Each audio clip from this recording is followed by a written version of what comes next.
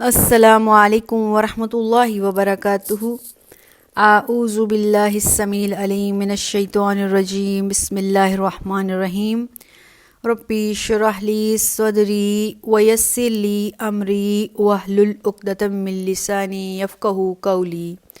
رب زدنی علما، اللہم رب زدنی علما، اللہم رب زدنی علما، اللہم فقہنا فی الدین، اللہم انی اسألک علما نافعا وعملا متقبلا ورزقا طیبا، اللہم اجعل ھذا القرآن ربیع قلبی ونور صدری وجلاء حزنی وذہب ہمی، اللہم صلی وسلم علی نبینا محمد صلی اللہ علیہ وآلہ وسلم۔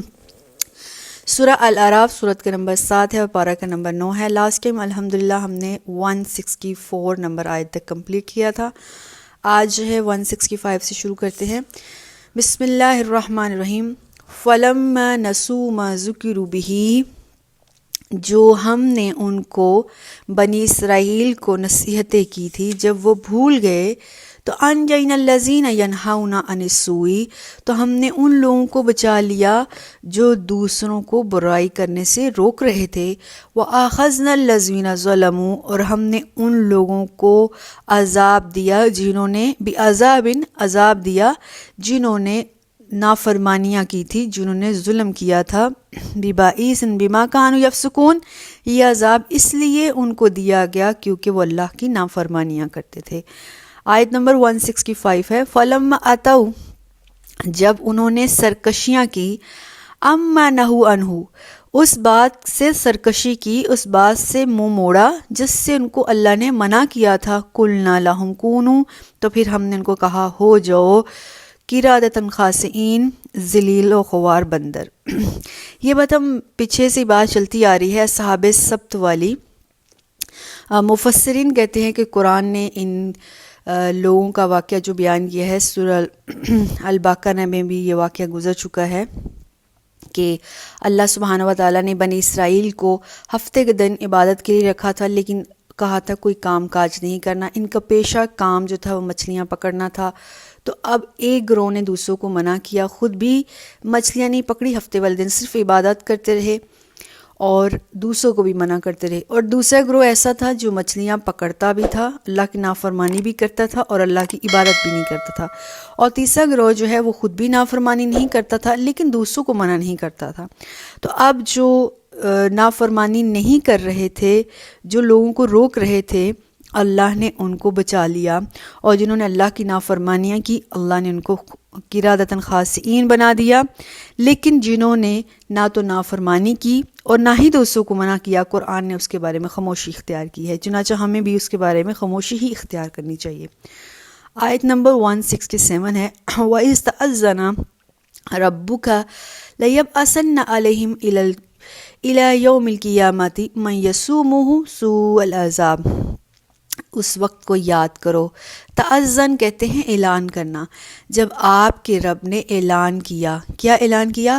کل قیامت کے دن اللہ اٹھائے گا بنی اسرائیل کو، اور جب ان کو اٹھائے گا تو اس کے بعد اللہ ان پر عذاب مسلط کرے گا، بہت دردناک والا، بدترین والا۔ ان ربک لسریع العقاب، بے شک آپ کا رب جب وقت مقرر آ جاتا ہے اس وقت عذاب دینے میں دیر نہیں کرتا ہے۔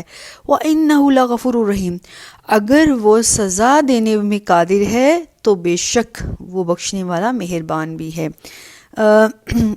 یہاں پر جو ہے یہود اور کی یہ جو ذلت اور مسکنت کی جو تاریخی ایک داستان ہم پیچھے سے پڑھتے آ رہے ہیں اس کے بارے میں ہے۔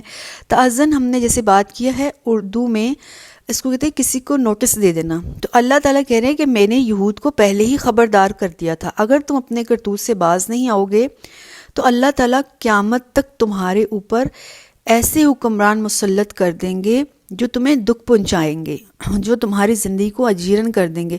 تو ہمیشہ محکومانہ یعنی ڈاؤن ہو کے زندگی گزارو گے، کوئی اور ہوگا جو تمہارے اوپر حکومت کرے گا۔ تو یہی بات اللہ تعالیٰ نے سورت الاعراف، یہاں پر ہم جو آیت نمبر 167 میں پڑھ رہے ہیں، اللہ تعالیٰ کہتے ہیں میں نے پہلے ہی خبردار کر دیا تھا یہود کو کہ اگر انہوں نے اللہ کی نافرمانی اسی طرح سے کرتے رہے تو ان پر ایسے حکمران مسلط کر دیے جائیں گے جو ان کو بدترین عذاب دیتے رہیں گے دنیا میں، اور آخرت میں اللہ ان کو شدید عذاب دوں گا۔ لیکن اگر وہ اپنے کرتوت سے، اپنی حرکتوں سے باز آ جائیں گے تو اِنَّهُ لَغَفُورٌ رحیم، بے شک آپ کا اللہ غفور الرحیم ہے۔ اور یہ بات تاریخ نے بالکل ہمیں بتائی ہے۔ یہود کبھی یونان سے، کبھی کسی اور بادشاہ سے، ہر ایک سے محکوم رہے، یہاں تک کہ ہم دیکھتے ہیں کہ بخت نصر نے ان کو اپنے تشدد کا نشانہ بنایا تھا۔ جس وقت بیت المقدس کی اینٹ سے اینٹ اس نے بجائی تھی، اس وقت بہت کثیر تعداد جو یہودیوں کی تھی، بخت نصر نے ان کو غلام بنا لیا، اپنے ساتھ بائبل لے کر چلا گیا تھا۔ الغرض ہم یہ بھی دیکھتے ہیں کہ رسول اللہ صلی اللہ علیہ وسلم کے زمانے میں دور نبوت سے پہلے یہ یہود مجوسیوں کے انڈر کام کرتے تھے۔ مجوسی جو آگ پرست ہوتے ہیں، ستارہ پرست لوگ ہوتے ہیں، اس وقت وہ حکمران تھے اور یہود ان کے انڈر رہا کرتے تھے۔ پھر اس کے بعد جب مسلمانوں کا دور آیا تو مسلمان پر حکمران مسلط ہو گئے۔ گویا کہ جب بھی کسی قوم کو بھی ضرورت پڑتی تھی تو یہ ان کے محکوم بن کے ہی رہتے تھے۔ اب ہم دیکھتے ہیں 20ویں صدی کے شروع میں جب ہٹلر آیا، اس وقت بھی یہود ہٹلر کے ہاتھوں میں بہت زیادہ پٹے۔ ہم تاریخ سے دیکھتے ہیں لاکھوں کی تعداد جو یہودیوں کی تھی، ہٹلر نے ان کو بے درے قتل کیا تھا۔ پھر 20ویں صدی کے سینٹر میں جا کر کہیں ان کو تھوڑی حکومت اسرائیل میں ملی، لیکن وہ حکومتوں میں ابھی تک کبھی یہ امن سے نہیں رہ پائے، چین سے نہیں رہ پائے۔ ابھی تک ہم دیکھ رہے ہیں یہود ویسے تو بہت چلاک ہے، تیز ہے، لیکن پوری دنیا میں کہیں پر بھی یہود کی حکومت نہیں ہے۔ ہاں، بیک گراؤنڈ پہ یہود کام کر رہے ہیں، ان کی دماغ چلتا ہے، ان کی سازش چلتی ہے، لیکن فرنٹ پہ یا تو مسلمان ہیں یا عیسائی ہیں یا اور دوسری قومیں ہیں جو کہ حکومت کر رہی ہیں۔ یہود جو ایکچولی یہود ہیں وہ کہیں پر بھی حکومت نہیں کر رہے ہیں۔ اس کی وجہ یہ ہے کہ ان کے آباء و اجداد نے انبیاء کو قتل کیا تھا، ان کے آباء و اجداد نے اللہ کی نافرمانیاں کی تھیں۔ ہاں، اور قیامت کے قریب جب دجال کا ظہور ہوگا، اس وقت یہ دجال کے ہیلپر بن جائیں گے۔ پھر سیدنا عیسیٰ علیہ السلام آئیں گے اور سیدنا عیسیٰ علیہ السلام کے ساتھ بہت سے مسلمان مل کر پھر ان یہودیوں کو تہس کریں گے۔ یہ سب ہمیں احادیث سے ملتا ہے۔ تو ہمیں کیا سمجھ میں آیا کہ جب بھی کوئی قوم اللہ کی نافرمانی کرتی ہے تو اس دنیا میں بھی اس کے لیے کوئی عزت نہیں ہے، اور آخرت میں تو اللہ سبحانہ و تعالی ہی جانتے ہیں۔ لیکن اگر کوئی شخص اللہ کا دامن پکڑ لیتا ہے، اللہ کے سامنے جھک جاتا ہے اور اللہ کے بتائے ہوئے احکامات کے مطابق اللہ کی مخلوق کے ساتھ بھی اچھا سلوک کرتا ہے، اللہ کے نیک بندوں انبیاء کی عزت کرتا ہے، اسلام کے شعائر کی عزت کرتا ہے، تو انہ غفور الرحیم، اللہ تعالیٰ بخشنے والا مہربان ہے۔ اور اللہ تعالیٰ ایسی قوموں کو دنیا میں بھی عزت دیتا ہے اور آخرت میں بھی عزت دیتا ہے۔ اللہم اجعلنا منہم، اللہ ہمیں نیک اور اچھے لوگوں میں شامل کر لے۔ آیت نمبر 168 ہے وَقَطَعْنَاهُمْ فِي الْأَرْضِ أُمَمًا، اللہ کہتے ہیں میں نے پھر یہودیوں کو ٹکڑے ٹکڑے کر دیا زمین میں۔ یہ یہودی کئی گروہوں میں مبتلا ہو گئے۔ تو یہود کے اندر یہ تفرقہ بازی تھی، یہ قسم کا عذاب تھا۔ منہم الصالحون، ان میں سے کچھ نیک بھی تھے، ومنہم دون ذالک، ہاں کچھ اس کے علاوہ بھی تھے، یعنی کچھ بدبخت قسم کے لوگ بھی تھے۔ وبلوناہم بالحسنات والسیئات لعلہم یرجعون، ہم نے کبھی ان پر برے حالات دیے، کبھی ان پر اچھے حالات دیے، کیوں؟ تاکہ وہ شاید اللہ کی طرف لوٹ آئیں۔ تو یہ سمجھ میں آتا ہے کہ یہود کے اسلاف نے جو کریکٹر پلے کیا تھا اللہ کے سامنے نافرمانی کا، ہتتن کی بجائے ہنتتن کہا اور بہت سی نافرمانیاں کی، اس کی بنا پر اللہ تعالیٰ نے یہود کو تفرقہ بازی میں مبتلا کر دیا، جو کہ آج کل مسلمان بھی اسی سچویشن سے گزر رہے ہیں۔ پھر ان کی جو قومی ساختہ بالکل ختم ہو گئی، ان کی امت کی وحدت جو ہے وہ پارا پارا ہو گئی، دنیا کی نظروں میں وہ حقیر بن گئے۔ اللہ تعالیٰ بھی کل قیامت کے دن تک ان کے اوپر تفرقہ بازی کا جو عذاب ہے وہ مسلسل کرتا رہے گا۔ یہ بات ہم سورہ الانعام کی آیت نمبر 65 میں تفصیلاً وہاں پر بھی یہود کی یہ ساری سچویشن کو پڑھ کر آئے ہیں الحمدللہ۔ تو اللہ یہی کہہ رہے ہیں کہ ان کی نافرمانیوں کی بنا پر اللہ تعالیٰ کبھی اچھے حالات اور کبھی برے حالات، کبھی دنیا میں عذاب تاکہ قوم اللہ کی طرف لوٹ آئے، اللہ سے معافی مانگ لے، اللہ سے رجوع کر لے۔ آیت نمبر 169 ہے وَخَلَفَ مِن بَعْدِهِ خَلْفٌ وُرِثُوا الْكِتَابَ يَأْخُذُونَ الْأَرَاضَ هَٰذَا الْأَدْنَىٰ، پھر وہ جو پہلے یہود چلے گئے ان کے بعد اللہ تعالیٰ نے ان سے بدترین حکمران بھیجے، ناخلف، جو کہ اچھے نہیں تھے، جن میں کوئی اچھی مینٹیلٹی نہیں تھی۔ وَخَلَفَ مِن بَعْدِهِمْ خَلْفٌ، ہم نے ان کے بعد جانشین کیے ایسے حکمران، وہ رسول کتاب، جن کو کتاب کا وارث بنا دیا، لیکن جب اللہ نے ان کو عزت دی، کتاب کا وارث بنا دیا، درجہ دیا، تو انہوں نے کیا کیا؟ یا خُذُونَ أَرَاضَ هَٰذَا الدُّنْيَا، انہوں نے دنیا کی زندگی کا مال سمیٹنا شروع کر دیا۔ وَيَقُولُونَ سَيَغْفِرُ لَنَا، اور وہ کہتے تھے عن قریب ہم بخش دیے جائیں گے، جو ہمارے گناہ ہیں نا، کیونکہ ہم انبیاء کی اولاد ہیں، اللہ تعالیٰ ہمارے گناہوں کو بخش دیں گے۔ نہ حلف نہ اہل ثابت اس لیے ہوئے کہ انہوں نے اللہ کی کتاب کو بیچنا شروع کر دیا دنیا کے فوائد کے لیے۔ جہاں دنیا کا مقصد نظر آتا، کتاب اللہ میں اگر کوئی بڑا، کوئی چودھری ٹائپ کا انسان آتا اور وہ کوئی گناہ کرتا تو ان کو وہ رشوت دے دیتا، بادشاہ کو، فیصلہ کرنے والوں کو، قاضی کو، تو قاضی ان کے حق میں فیصلہ کر کے کہتا اللہ کی کتاب میں یہ بات لکھی ہے۔ چنانچہ رسول اللہ صلی اللہ علیہ وسلم کے زمانے میں بھی ایسے بہت سے واقعات ہوئے تھے۔ تو مدینہ میں ایک عورت تھی جس کے ہاتھ کٹنے تھے چوری کی بنا پر، اور انہوں نے یہ کہا کہ اگر وہ مالدار عورت تھی اور اس نے وہاں قاضی کو، یہود کے جو بڑے قاضی تھے، جو عالم تھے، اس کو رشوت پیش کی، اور رشوت لے کر اس نے یہ فیصلہ کیا کہ اس کو صرف چوری کی سزا نہ دی جائے، ہاتھ کاٹنے کی سزا نہ دی جائے، صرف اس کا منہ کالا کر کے اس کو گدھے پہ بٹھا کے ایک راؤنڈ مدینہ کے اندر سے لگوا دیا جائے تو اس کی سزا پوری ہو جائے گی، بس اتنی ہی سزا ہے۔ تو اللہ کے نبی نے کہا کہ کتنا جھوٹ بولتے ہیں یہ لوگ، حالانکہ ان کی کتاب میں ہے یہ ساری بات کہ جو بھی چور چوری کرے، مرد ہو یا عورت، اس کے ہاتھ کاٹ دینے چاہیے، وہی سزا جو قرآن میں مقرر ہے، لیکن یہ چند پیسوں کی خاطر، چند سکوں کی خاطر اپنے دین اور ایمان کو بیچ رہے ہیں۔ تو اللہ نے کہا کہ یہی جو ان کا سلسلہ چلتا جا رہا تھا، تو جب ان کو اس بات کا بھی اندازہ تھا کہ ہم اللہ کی آیات کا غلط استعمال کرتے ہیں، تو شرمسار، گناہ سے نادم ہونے کی بجائے کہتے تھے ہم اللہ کی چہیتے ہیں، ہم انبیاء کی اولاد ہیں، ہمیں اللہ سزا نہیں دے گا۔ وَيَقُولُونَ سَيَغْفِرُ لَنَا، وہ کہتے تھے ہم عنقریب بخش دیے جائیں گے، اگر ہمیں سزا ہوئی بھی تو تھوڑی سی سزا ہوگی۔ وَإِن يَأْتِهِمْ أَرَاضَ مِثْلَهُ يَأْخُذُوهُ، لیکن اگر ان کے سامنے کوئی ایسا مسئلہ آ جاتا، دنیاوی کوئی معاملہ پیش آ جاتا، جو مسئلہ سولو کرنے کے لیے ان کو بہت ڈھیر سارا مال ملنا ہوتا، تو وہ ڈھیر سارے مال کو فوقیت دیتے تھے اللہ کے پیغام کے آگے، اللہ کی کتاب کے آگے۔ الم یؤخذ علیہم میثاق الکتاب، کیا ان سے کتاب میں یہ وعدہ نہیں لیا گیا تھا ان لا یقولوا علی اللہ الا الحق، کہ اللہ کے علاوہ وہ کوئی بات اللہ کو منسوب نہیں کریں گے۔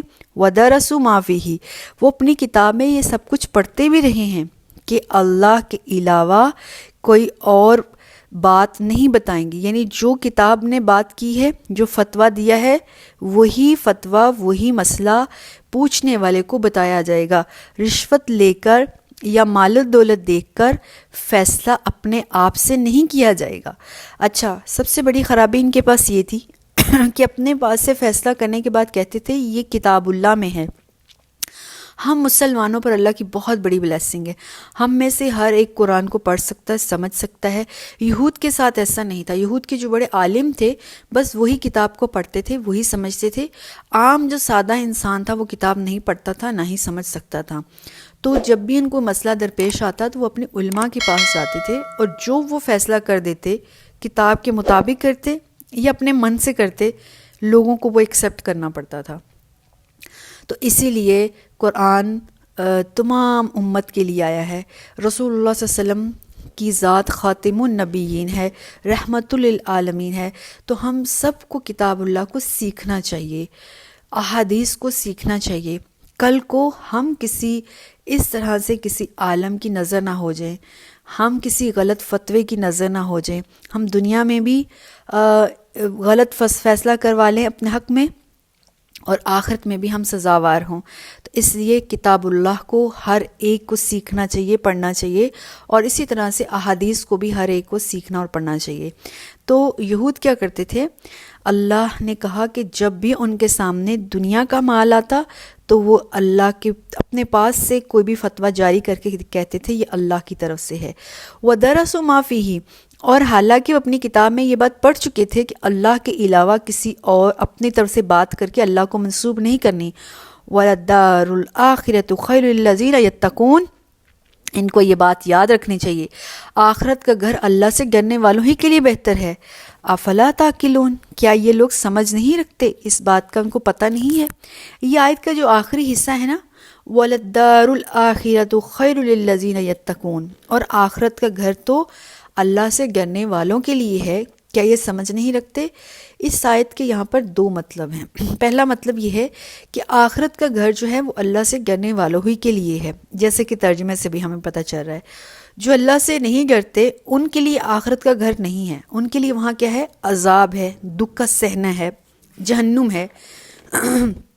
اور دوسرا مطلب یہ ہے اگر اللہ سے کہ ان لوگوں کو اللہ سے ڈرتے رہنا چاہیے، اللہ سے ڈرنے والے لوگ ہی بہرحال آخرت اور جنت کے قابل ہے، اور دنیا کے مقابلے میں جو آخرت کو ترجیح دیتے ہیں ان کو یقین نہیں آیا ابھی تک اس بات کا کہ آخرت کی زندگی دنیا کی زندگی سے کئی درجے بہتر ہے۔ کاش یہ لوگ سمجھ جاتے کہ دنیاوی زندگی اتنی امپورٹنٹ نہیں ہے جتنی آخروی زندگی ہے۔ سو یہ بات سمجھ میں آئی کہ دنیا کو ترجیح دینے کی بجائے آخرت کو ترجیح دینی چاہیے، اور یہی عقل مندی ہے۔ عقل مندی کا تقاضا کیا ہے؟ دنیا کی زندگی کو فوقیت نہ دیتے ہوئے آخرت کی زندگی کو فوقیت دینا۔ دنیا میں چاہے تھوڑا نقصان ہو بھی جائے، لیکن اگر چوائس اللہ کی ہے، آخرت کو کی ہے، تو پھر وہ نقصان نہیں دیتی ہے۔ اللہ ہمیں سمجھنے کی توفیق دے، آمین۔ آیت نمبر ہے 170، والذین یمسکون بالکتاب واقاموا الصلاۃ انا لا نضیع اجر المصلحین۔ اللہ کہتے ہیں وہ لوگ جو اللہ کی کتاب کو مضبوطی سے پکڑتے ہیں، نماز کو قائم کرتے ہیں، یقیناً ایسے ہی نیک کردار لوگوں کا اللہ اجر ضائع نہیں کرتا ہے۔ معاشرے میں ہمیشہ جو ہے نا خلف قسم کے لوگ بھی ہوتے ہیں، ہمیشہ اچھے لوگ بھی ہوتے ہیں، دیانتدار لوگ بھی ہوتے ہیں۔ تو یہاں اللہ تعالیٰ ان لوگوں کی بات کر رہا ہے۔ پچھلے جو آیت میں بات ہوئی تھی وہ نا خلف نہ اہل لوگوں کی بات ہوئی تھی جو اچھے لوگ نہیں تھے۔ آیت نمبر 170 میں ان لوگوں کی بات ہو رہی ہے، ان لوگوں کی صفات بیان ہو رہی ہیں جو اللہ کے ہاں دیندار لوگ ہیں، دیانتدار لوگ ہیں۔ تو اللہ کہہ رہے ہیں جنہوں نے دیانتداری سے اللہ کی کتاب کو مضبوطی سے پکڑے رکھا۔ پکڑنے کا مطلب کیا ہے؟ اس کو پڑھا، اس پر عمل کیا اور دوسروں تک پھیلایا، اور اس کتاب کے مطابق جو اللہ نے کہا اس کا حکم دیا، جس سے منع کیا گیا ان لوگوں نے بھی دوسروں کو منع کیا۔ وَأَقَامُوا الصَّلَاةَ، اور نماز کو قائم کیا۔ تو اس سے معلوم ہوتا ہے کہ معاشرے میں کتنا بھی فساد کیوں نہ ہو، کتنی بھی توبہ و بربادی کیوں نہ ہو، کتنے بھی فسادی قسم کے لوگ کیوں نہ ہو، کچھ نہ کچھ ایسے لوگ نکل ہی آتے ہیں جو اللہ سے ڈرنے والے ہوتے ہیں، جو اپنے دین کا خیال رکھنے والے ہوتے ہیں۔ اللہ ایسے لوگوں کو ضرور ان کے اچھے اعمال کا بدلہ دیں گے، کیونکہ یہی عدل کا تقاضا ہے، اور اللہ چاہے نیک لوگ تھوڑے ہی کیوں نہ ہوں، اللہ ان کے اجر کو نظر انداز نہیں کرتے ہیں۔ جیسے کہ لائٹ ہے، موم بتی ہے، تو ایک موم بتی جو ہے پورے کمرے یا پورے گھر کے اندھیرے کو ختم کر سکتی ہے۔ گھر کے ایک کونے میں ایک چھوٹی سی موم بتی یا ایک ماچس بھی ہم چلاتے ہیں تو پورے کمرے کو پتہ چل جاتا ہے کہ وہاں پر روشنی ہے۔